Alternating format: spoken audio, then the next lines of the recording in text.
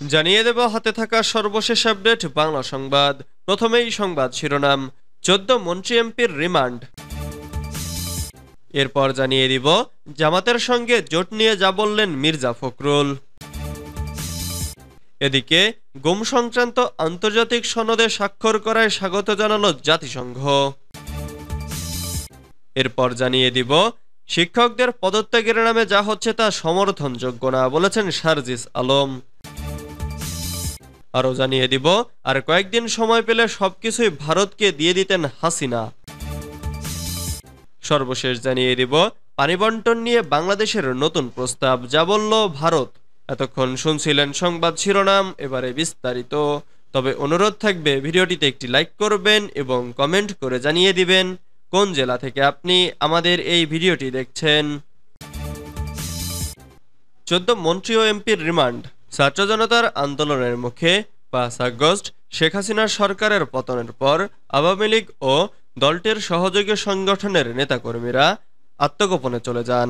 এরপর দ্বাদশ জাতীয় সংসদ ভেঙে দেন রাষ্ট্রপতি মোহাম্মদ শাহাবুদ্দিন।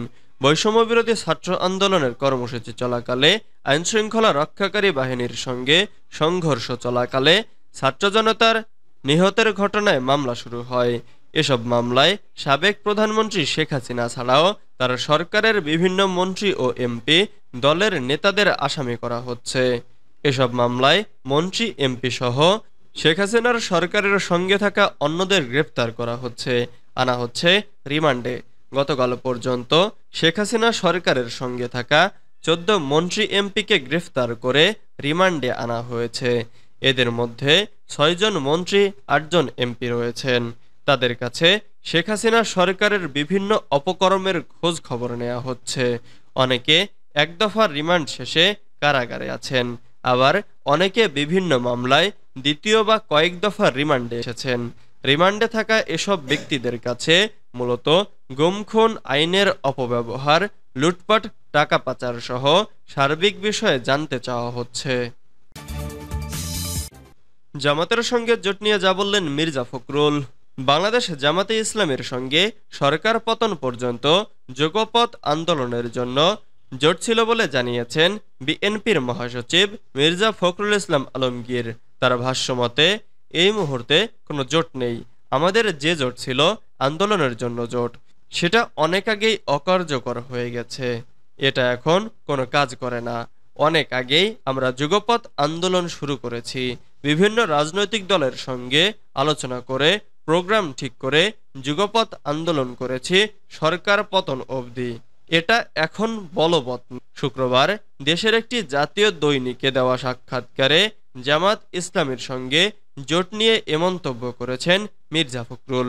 ফখরুল আরও বলেন, অন্য দলগুলোর সঙ্গে আমরা আলোচনা অব্যাহত রেখেছি, কারণ এখনো কেয়ারটেকার সরকার আছে, এরপর নির্বাচন আছে। সুতরাং রাজনৈতিক দলগুলোর সঙ্গে আমরা আলোচনা বজায় রাখছি, এটা জরুরি। এই মুহূর্তে আমাদের কোনো জোট নেই, আমরা জোটবদ্ধ নই। গুম সংক্রান্ত আন্তর্জাতিক সনদে স্বাক্ষর করায় স্বাগত জানালো জাতিসংঘ।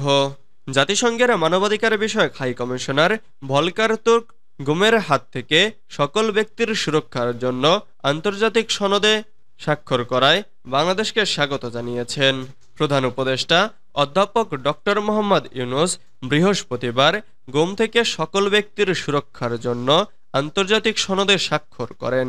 শুক্রবার জাতিসংঘের মানবাধিকার বিষয়ক হাই কমিশনারের মুখপাত্র রাভিনা শামদাসানি এক বিবৃতিতে বলেছেন, বলপূর্বক গুমের ইস্যুটি নিয়ে বাংলাদেশের একটি দীর্ঘ ও বেদনাদায়ক ইতিহাস রয়েছে।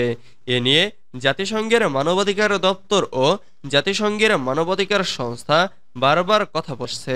গুম থেকে সকল ব্যক্তির সুরক্ষা দিতে 2006 সালের 20 ডিসেম্বর নিউ ইয়র্কে আন্তর্জাতিক সনদ গৃহীত হয়। শামদাসানি বলেন, আইন প্রয়োগকারী সংস্থার হাতে জোরপূর্বক গুম হওয়া ব্যক্তিদের খুঁজে বের করতে ইতোমধ্যে 5 সদস্যের একটি জাতীয় তদন্ত কমিশন গঠন করায় জাতিসংঘের মানবাধিকার হাই কমিশনারও বাংলাদেশ সরকারের অন্তর্বর্তী সরকারকে স্বাগত জানিয়েছেন। শিক্ষকদের পদত্যাগের নামে যা হচ্ছে তা সমর্থনযোগ্য নয়, বলেছেন সার্জিস আলম।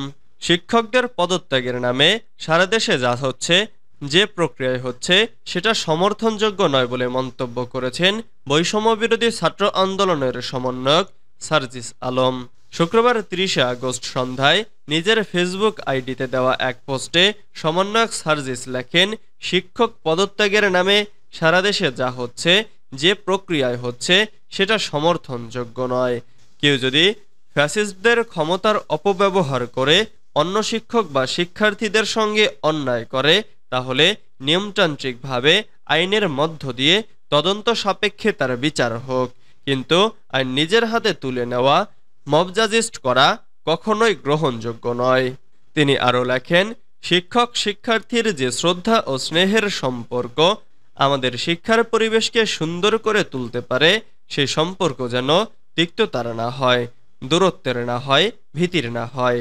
অনেক শিক্ষার্থী হয়তো জানেই না যে তাদের ব্যবহার করে অন্য শিক্ষক এই কাজটি করাচ্ছে ব্যক্তিগত বা রাজনৈতিক স্বার্থ সিদ্ধির জন্য। যারা বিভিন্ন উদ্দেশ্যে অন্যায় প্রক্রিয়ায় এই কাজগুলো করছে তাদের বিরুদ্ধে আইনগত ব্যবস্থা নেওয়া উচিত। আর কয়েকদিন সময় পেলে সবকিছুই ভারতকে দিয়ে দিতেন হাসিনা। বিএনপির স্থায়ী কমিটির সদস্য মির্জা আব্বাস বলেছেন, হাসিনা ছাড়া বাংলাদেশ মানে ভারতবিহীন বাংলাদেশ, হাসিনা মানেই ভারত। আর কয়েকদিন সময় পেলে সবকিছু দিয়ে দিতেন। আল্লাহ আমাদের রহম করেছেন, বাংলাদেশের মধ্য দিয়ে তাদের ট্রেন চলাচলের ব্যবস্থা করে দিয়েছিল। তখন তাদের মিলিটারি পুলিশ এসে বাংলাদেশের মানুষের ওপর অত্যাচার চালাতো। শুক্রবার ৩০ আগস্ট বিকেলের দিকে ফেনীর ছাগলনাইয়ার দারাগাহাট আবুল কাশেম ইসলামিয়া আলিম মাদ্রাসা মাঠে বন্যায় ক্ষতিগ্রস্তদের খাদ্য সামগ্রী বিতরণকালে এসব কথা বলেন তিনি। মির্জা আব্বাস বলেন, সবাই সম্মিলিতভাবে বন্যা মোকাবেলা করছি, একইভাবে ভারতের আধিপত্যবাদকে মোকাবেলা করবে। যদি একা একা বাঁচতে চান তাহলে কেউ বাঁচবেন না, আর যদি সবাই নিয়ে বাঁচতে চান তাহলে সবাই বাঁচবে। ঐক্যবদ্ধ থাকলে স্বৈরাচার টিকে থাকতে পারে না উল্লেখ করে তিনি বলেন, এবারের আন্দোলন আমাদের জন্য একটা শিক্ষা দিয়ে গেছে। পানি বন্টন নিয়ে বাংলাদেশের নতুন প্রস্তাব, যা বলল ভারত। বাংলাদেশের পূর্বাঞ্চলের 11 জেলায় স্মরণকালের ভয়াবহ বন্যা দেখা দিয়েছে।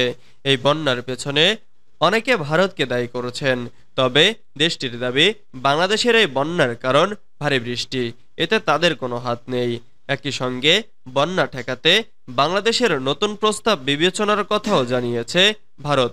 শুক্রবার ৩০ আগস্ট সাপ্তাহিক ব্রিফিংয়ে এই ইঙ্গিত দিয়েছেন ভারতের পররাষ্ট্র মন্ত্রণালয়ের মুখপাত্র রণধীর জয়সওয়াল। এর আগে গত ২২ আগস্ট অন্তর্বর্তী সরকারের প্রধান উপদেষ্টা ডক্টর মোহাম্মদ ইউনূসের সঙ্গে দেখা করেন বাংলাদেশে নিযুক্ত ভারতের হাই কমিশনার প্রণয় ভার্মা। সেই সময় বন্যা পরিস্থিতি সামাল দেওয়া ও পানি বন্টন নিয়ে কিছু প্রস্তাব দেন ডক্টর ইউনূস। সীমান্ত ব্যবস্থাপনা নিয়ে দুই দেশের সীমান্তরক্ষী বাহিনীর মধ্যে যে ধরনের বোঝাপড়া ও মেকানিজম রয়েছে, সেই ধাঁচে অভিন্ন নদীর পানি ব্যবস্থাপনা ও বন্যা পরিস্থিতি সামাল দিতে উদ্যোগী হওয়ার প্রস্তাব দেন তিনি।